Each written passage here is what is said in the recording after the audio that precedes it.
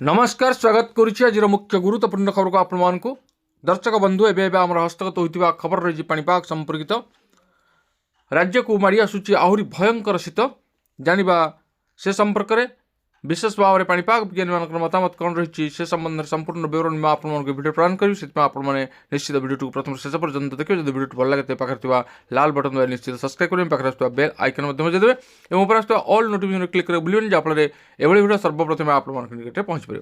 तेज आसतु जाना आज पाणीपाग संपर्कित विशेष गुरुत्वपूर्ण सूचना।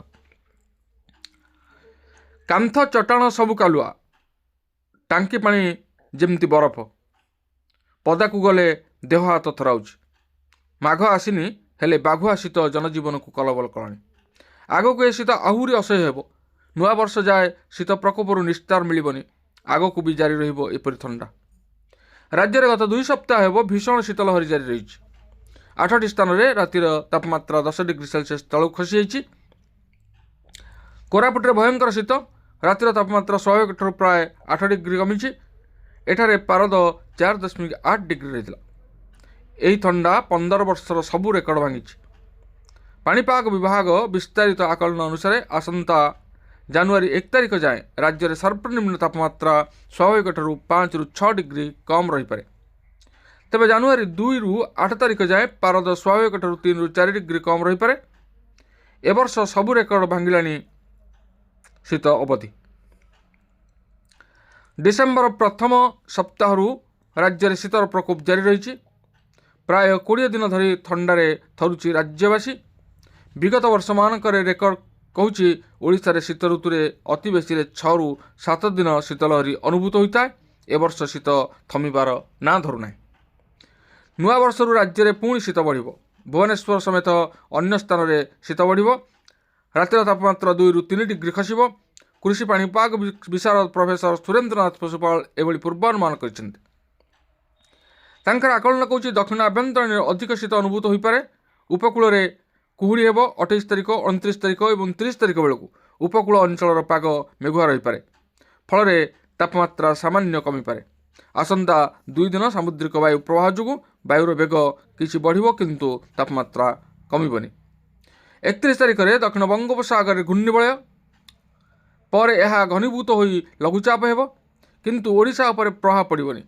जनवरी 2 तारिख बेलू ग्रीष्म रेखार दक्षिण गोलार्धरे आउ एक लघुचाप सृष्टि हो पारे। यह बंगोपसागरीय संभाव्य लघुचापर ठीक दक्षिण रहिबो संभवतः यह अधिक घनीभूत हेब नाही फल बंगोपसागरीय लघुचाप अधिक घनीभूतर संभावना नाही। प्राय सप्ताह समुद्र में रहिले भी यह बल गोटाइबनी बोली से कहते। 1 तारिख ରୁ 7 तारिख जाए पूर्व और केन्द्रीय ओडिशा रे रातिर तापमात्रा स्वाभाविक ठारू 2 ରୁ 4 डिग्री कम रही पारे बोली पाणीपाग विभाग विस्तारित आकलन कहुछि। से भली ओडिशा रे विक्षिप्त स्थान में कुहुड़ी दृश्यमान हो पारे बोली आईएमडी आकलन करछन्ति। 31 तारिख जाए ओडिशार किछि स्थान में रातिर तापमात्रा 5 ରୁ 10 डिग्री रही पारे। से भली ओडिशा रे विक्षिप्त स्थान में रातिर तापमात्रा स्वाभाविक ठारू 3 ରୁ 5 डिग्री कम रही पारे बोली आईएमडी आकलन करछन्ति। शनिवार कंधमाल कोरापुट नयागढ़ गंजाम जगतसिंहपुर कटक ढेंकानाल अनुगुल खोर्धा किछि स्थान में घन कुहुड़ी दृश्यमान हो पाए। 28 तारिख और 29 तारिख में खोर्धा पुरी और जगतसिंहपुर में घन कुहुड़ी देखा दे पारे। 30 तारिख में बालेश्वर गजपति में घन कुहुड़ी होवार आशंका रही। शनिवार राति आभ्यंतरीण ओडिशा और दक्षिण ओडिशार अधिकांश स्थान में रातिर तापमात्रा 10 डिग्री तले रही पारे बोली आकलन करा। कोरापुटे 6 डिग्री झारसुगुड़ा 7 राउरकेला 8 नवरंगपुर 9 एवं गुरुवार राति कोरापुटर हाड़भंगा शीत होइछि। एठारे रातिर तापमात्रा 4.8 डिग्री थिला।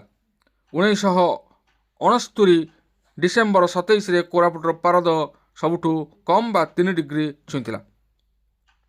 तेबे गुरुवार शीत गत 15 वर्ष रेकर्ड भांगी।